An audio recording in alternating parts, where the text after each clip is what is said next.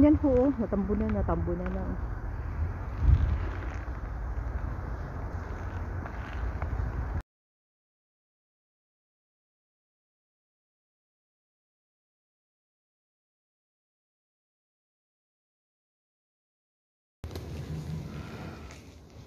Hi guys, so ngayon po ay day off ko. So now is Saturday, -21. So ito yung nasa paligid ko. Ayan.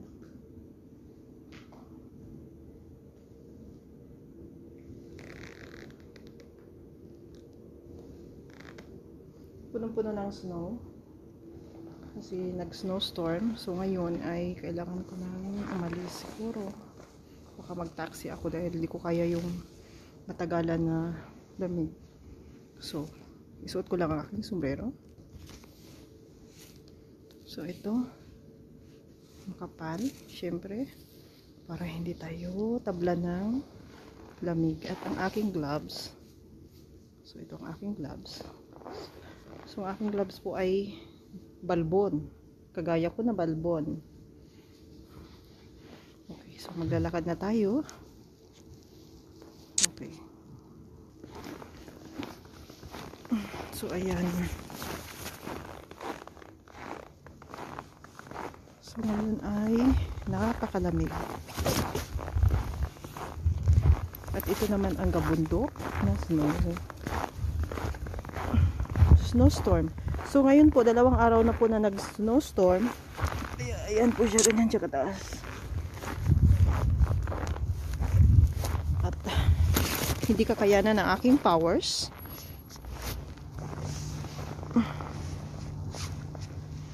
So kailangan kong isuot ang aking talokbong. Mukhang mag-taxi ako ngayon guys, at hindi kaya ng aking paa. Hindi kaya ng aking kasuotan.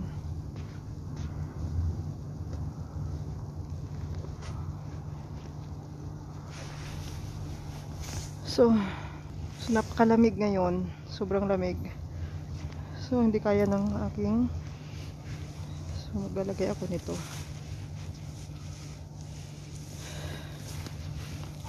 At nakalimutan ko pa yung mask ko, kaya bibili pa ako ng mask. Kailangan ko pang bumili ng mask. So ganito ang buhay Moscow. Okay, let's go.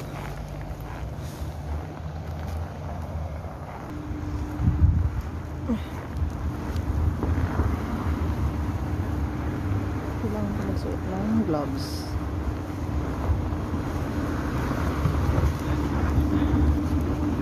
So ito yung aming daan ngayon. Punong-puno siya ng snow. Dali lang.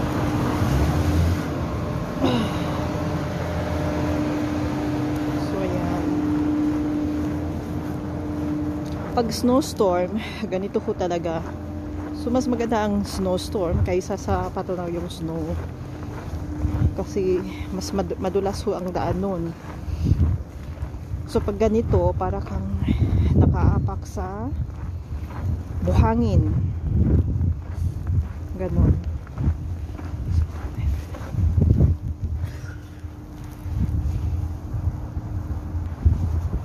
So ayan. So ang snow po ngayon ay napakapino.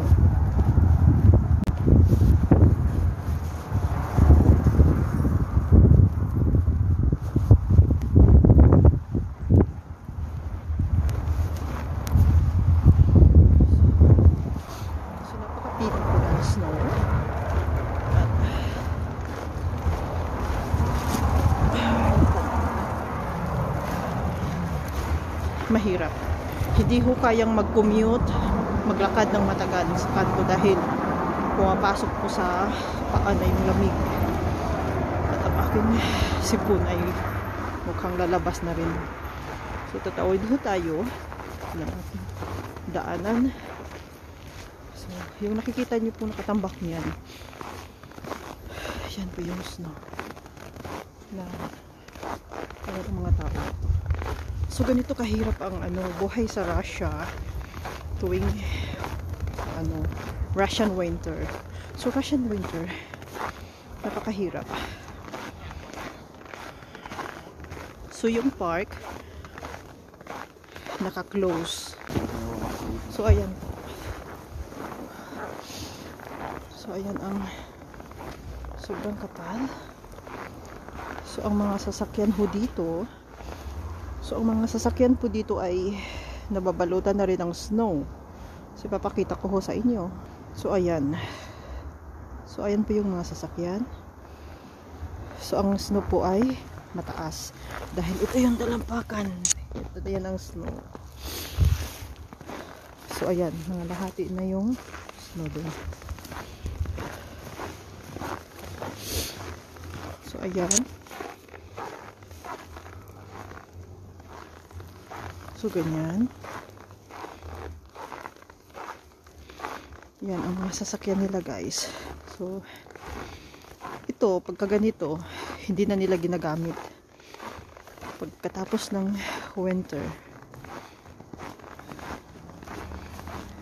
tsaka pa nila ginagamit. Natamad silang maglinis.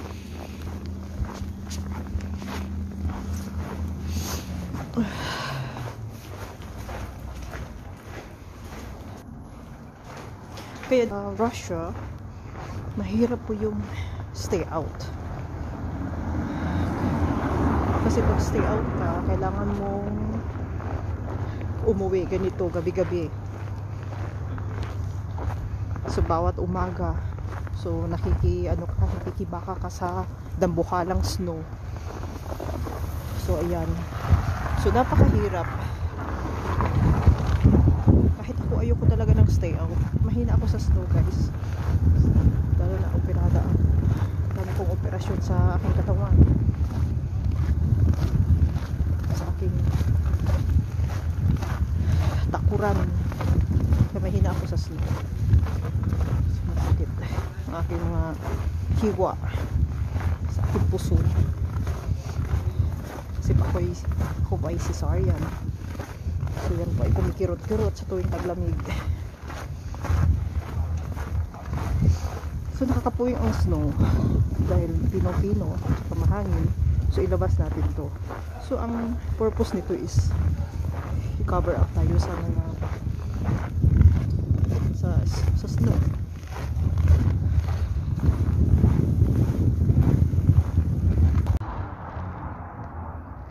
So ganyan kakapal ang snow ngayon. Pagka snowstorm, ganito po kakapal ang snow. At yan po ay palaging nililinis ng ating mga snow workers.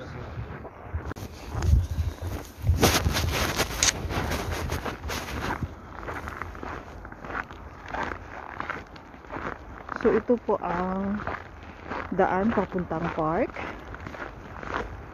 Maliit na park dito.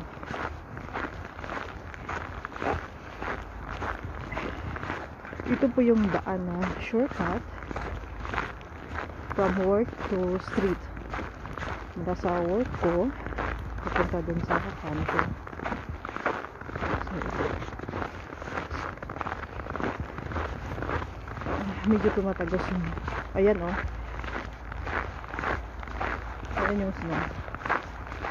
Grabe ang kapal. Halos matabunan na yung yung harang ng park.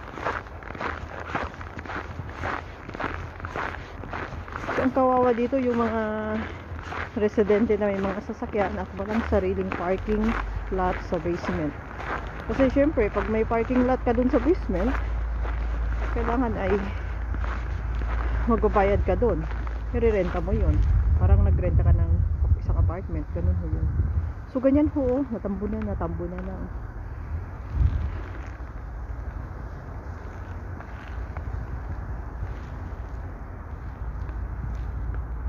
So ganun kahirap pagka nagka-snowstorm. So ayan ang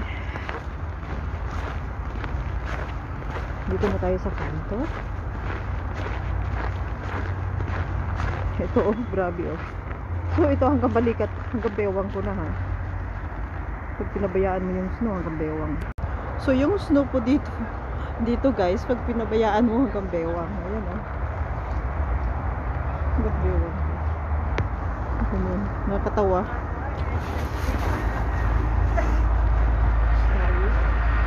So, dito na tayo sa kanto. So, ayun ang sorry. Kaya dito natatakpan na ako niyan. Hindi makita ang aking kapugian. So, doon tayo sa street. So, ayan ang street.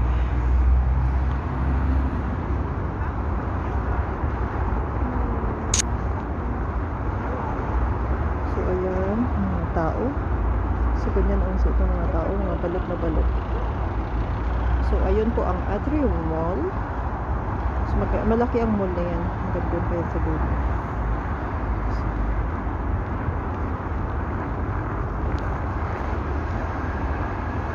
So, ayan ang bus. So, ako naman ay tatawid pa doon. So, ito ay pinagawa under excavation. So, kita ko dun sa kabilang side.